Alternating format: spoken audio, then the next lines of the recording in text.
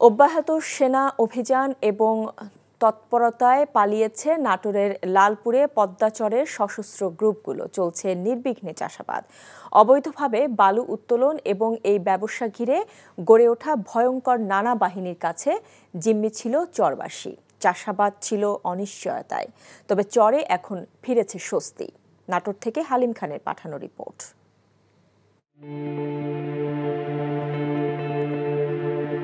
সেই চেনা রূপে দৃষ্টিনন্দন পদ্মাচর, সবুজের সমাহার। এতেই লুকিয়ে আছে দীর্ঘদিন ধরে চাষাবাদে ব্যর্থ কৃষকের হাসি।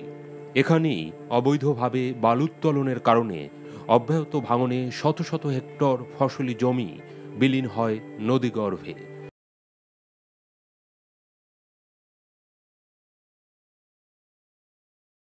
বালুমহল, ফসলি জমি দখল, বালু মজুদ, রাস্তা তৈরি সহ নানা অপতৎপরতায় নাটোরের লালপুরে এ পদ্মার চর ছিল এক আতঙ্কের জনপদ। তবে বদলে গেছে সেই চিত্র।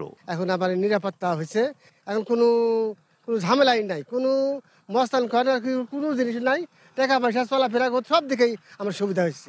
সেনা অভিযানে পালিয়েছে লালপুরের ৩ ইউনিয়নে পদ্মার ৮টি চরাঞ্চলে বালু ব্যবসা কেন্দ্র করে গড়ে ওঠা সশস্ত্র গ্রুপগুলো।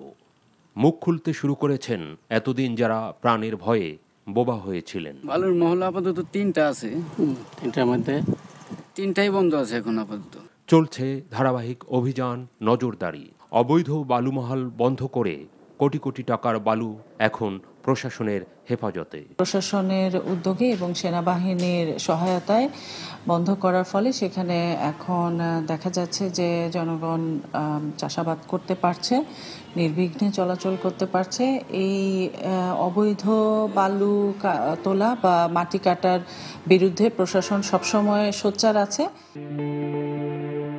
শান্তি ফেরার পাশাপাশি নাটোরের লালপুরে পদ্মার চরে উকি দিচ্ছে দিগন্ত জোড়া ফসলি মাঠের সম্ভাবনা, কৃষকের বুক ভরা আশা। NTV news desk.